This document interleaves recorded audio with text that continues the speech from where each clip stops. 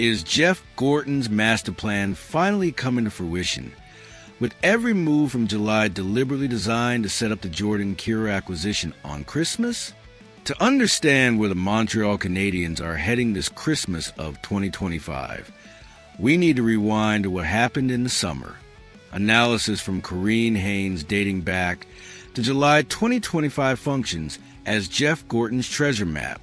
While many believe the organization had exhausted its resources after the bombastic arrivals of Noah Dobson and Zach Bolduc, Gorton warned months ago, "We still have ammunition in the tank," and the target, since that time, has had a name and surname: Jordan Kyrou.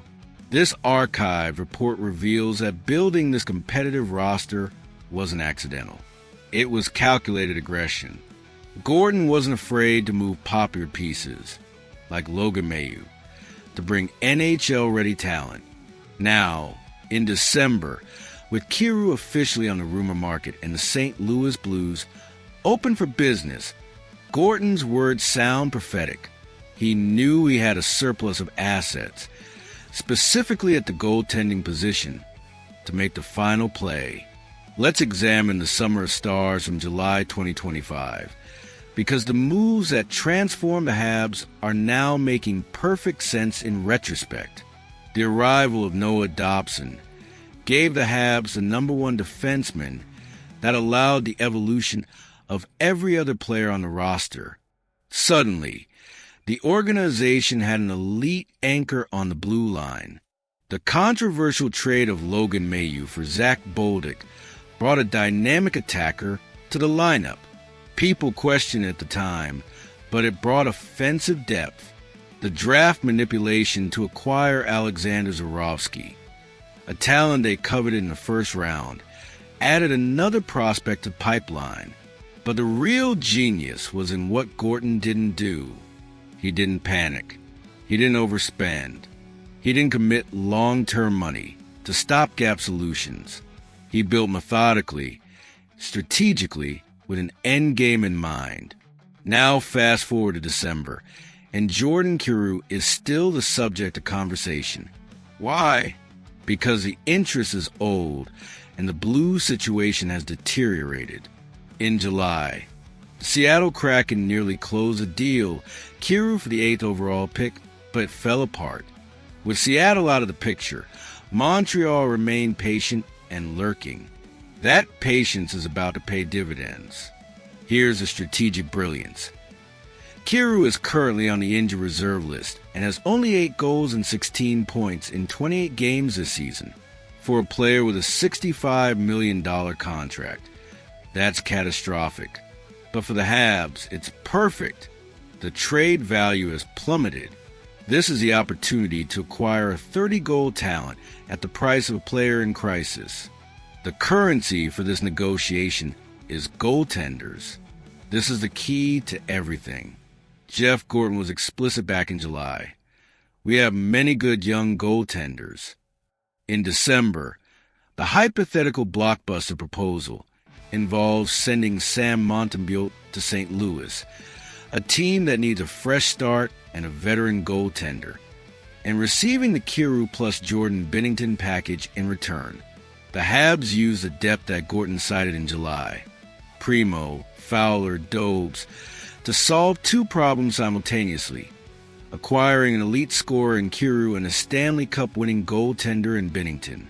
But there's an obstacle that can't be ignored. Kyrou holds a complete no-trade clause that began in 2025. He controls his destination.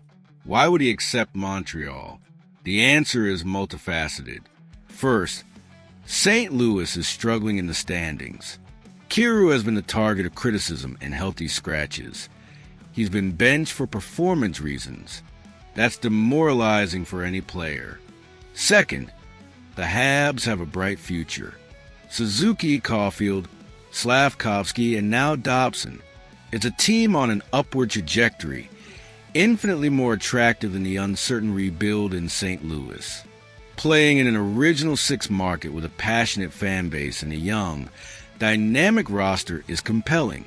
It's the kind of opportunity that makes a player reconsider his options. This archived July report validates everything happening right now. The Habs aren't improvising. They're executing a 6-month plan with precision. They brought the defense with Dobson.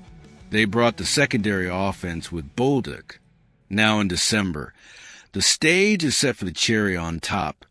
Jordan Kyrou, paid for with the goaltenders that Gorton kept hidden up his sleeve. This is organizational competence at the highest level. This is a general manager who sees the big picture, who understands market inefficiencies, who has the patience to wait for the right moment. Geoff Gorton's Santa Claus started working in the summer. And now, on Christmas Eve, the presents are about to be delivered. The question isn't whether the Habs will acquire Kyrou. The question is whether Kyrou will accept the trade, and whether both organizations can finalize the details before the holiday freeze. If they can, Montreal's transformation from playoff hopeful to legitimate contender is complete. If they can't, the Habs have still positioned themselves for success with the moves already made.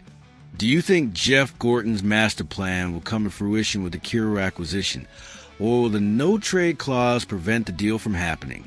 Should Montreal be willing to part with multiple assets to bring Kyrou to Montreal, or should they stay patient and wait for other opportunities?